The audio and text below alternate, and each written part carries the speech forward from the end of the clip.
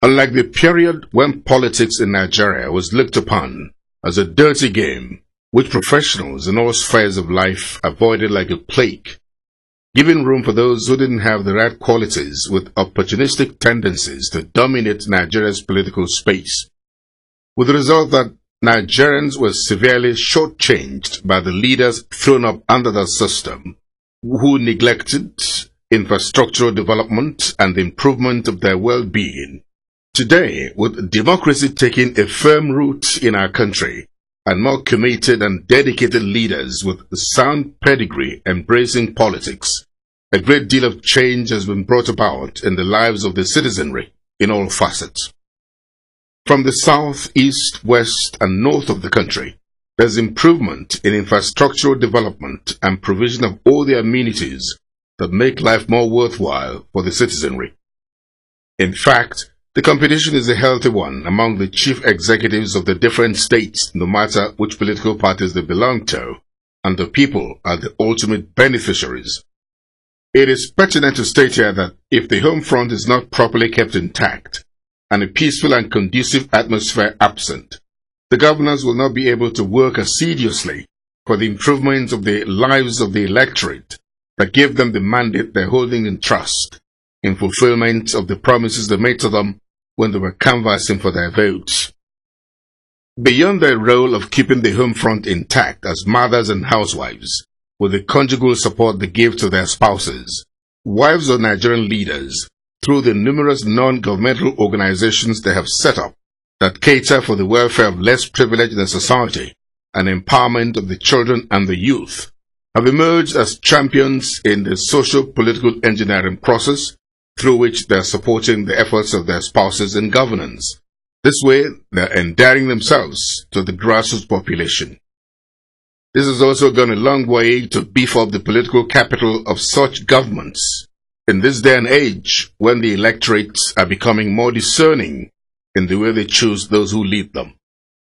The very innovative and foresighted Most Valuable Governors' Wives Award, recently instituted to honor the governors' wives who as powers behind the throne of their husbands, have made a significant impact to whatever gains they have been able to achieve in the governance of their different states, has come at a most opportune time, as a much-desired encouragement and a well-deserved pat on the back for the 6 recipients of the awards who come from the 6 geopolitical zones of Nigeria.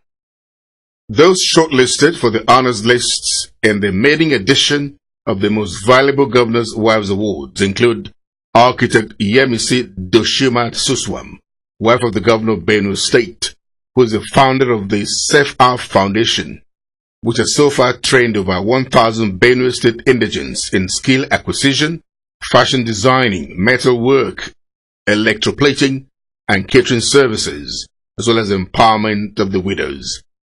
In fact, through the influence of Mrs. Suswan, many women in Benue State today occupy vantage positions in the state government. Another awardee is Mrs. Ekaite Unoma Akpabio, wife of the Governor of Akwa Ibom State, whose NGL, the Family Life Enhancement Initiative, has helped in the last 7 years to provide shelter support for the homeless and protection of the rights of the vulnerable children. The foundation has also empowered women and rehabilitated the destitute and homeless. From the northeast zone of Nigeria come Hajia Adama Dankwambo, wife of Gombe State Governor, who is the founder of the Hajia Adama Women Empowerment Program, HAWEP. This foundation has empowered many women in Gombe State, especially those living with HIV/AIDS. The HAWEP program also encourages women to take to agriculture with tools for mechanized farming and fertilizers. Women have also been trained in tailoring, knitting, fish farming, and hairdressing. HAWEP also gives monetary assistance to indigent Gombe women. From Ogun State in the southwest of Nigeria comes Mrs. Olufunsho Amosu, wife of the Governor of Ogun State and founder of UPLIFT Development Foundation. The UPLIFT Development Foundation gives monthly stipends to the aged, the needy, and the elderly. It also gives free eye treatment. The UPLIFT Foundation empowers people to start up their businesses, The foundation caters for the needs of pregnant women and vulnerable children, and lots more. Activities of Hajia Dr. Fatima Sherma, wife of Katsina State Governor's Service to Humanity Foundation, also caught the attention of the organizers. The foundation helps to fight poverty in all ramifications in Katsina State. Hajia Dr. Fatima Sherma was chosen in the Northwest Zone. At the core of the foundation's activities are empowerment and rehabilitation of the Almajiris, the street children. The foundation is doing a lot to help the less privileged in the society in taking care of their health problems. PLWA also helps in the campaign against the scourge of HIV/AIDS to reduce the prevalence. The foundation champions reduction in maternal and child health problems. Lady Mercy Udochi Oji, wife of Governor of Abia State, who is the founder of Hannah May Foundation, also made the list from the Southeast Zone. The foundation has assisted Abia State indigents, especially the vulnerable, in the health, education, and other sectors. The organizers of the event, Fortune Company Limited, who spoke through a representative, commended all those who won in the maiden edition of the award and enjoined others to brace up to get their names planted on the honors list someday. The Most Valuable Governance Wives Award 2013-2014 in its maiden edition is designed to lead a new phenomenon in the assessment and recognition of the Nigerian Governance Wives Project, who are providing complementary achievements to the governance achievements.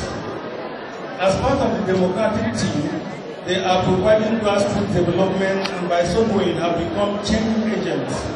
This has not gone unnoticed. Hence, the institution of the Most Valuable Governance Wives Award aims at scoring and recognizing the governance wives who performed most in the given year and to expose their projects to global funding and partnership for sustainable development until their husband's tenure would have come to an end. The chairman of the occasion, Dr. Alex Oti, Group Managing Director of Diamond Bank PLC, praised the organizers for their vision and foresight. He charged wives of other governors to work harder to help their spouses to achieve their goals. Even as bankers, we have realized that no nation moves forward leaving its women folk behind. Because that means that we are ignoring more than 50% of the population. And today we have some people who call it moral suasion that is now looking like law, whereby every bank must have at least 30% of women board members from this year 2014. So you'll be breaking the rule. So you'll be breaking the rule if you have an all-man board. At least 30% of board members will be women, and we must do everything possible to encourage women. The keynote address was delivered by Mrs. Folonshaw Alakija, founder of the Rose of Sharon Foundation and the richest black woman in the world.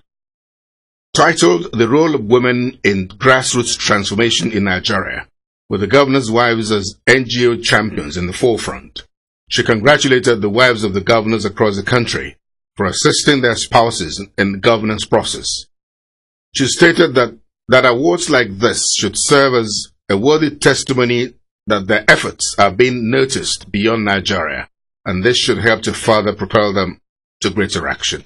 However, Mrs. Folonshaw Alakija cautioned all those who administer NGOs to beware of placing the focus and attention on themselves instead of what the NGO stands for, so that the aims and objectives of the NGOs are not defeated. The general consensus is that the average Nigerian needs assistance. Anyone in a position of privilege has some level of responsibility towards assisting them. There is no doubt that any government we elect has due responsibility to transform our great nation by providing for all Nigerians, young and old. The question therefore is, who will support the government in this quest? The first on the list would obviously be the closest person oversee the various states. Every 10 minutes, one woman dies on account of pregnancy or childbirth in Nigeria, giving a total of 53,000 persons per year.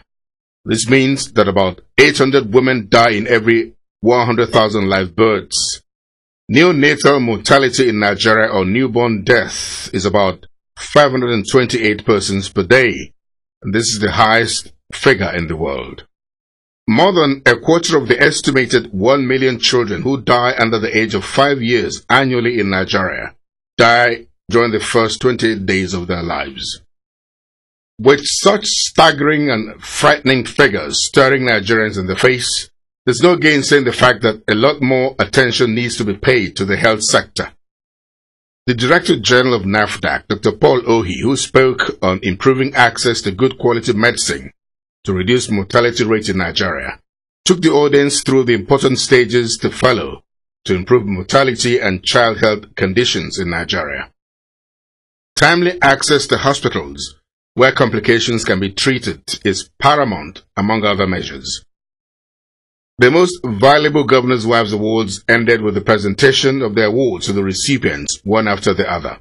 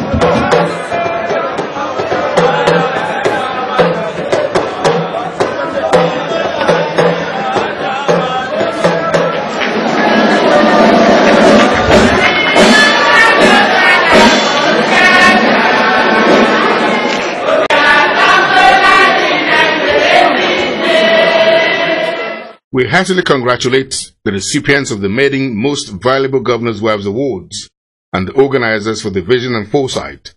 This, in our considered opinion, will fire the spirit in all those holding the mandate given to them by the masses to deliver service to them.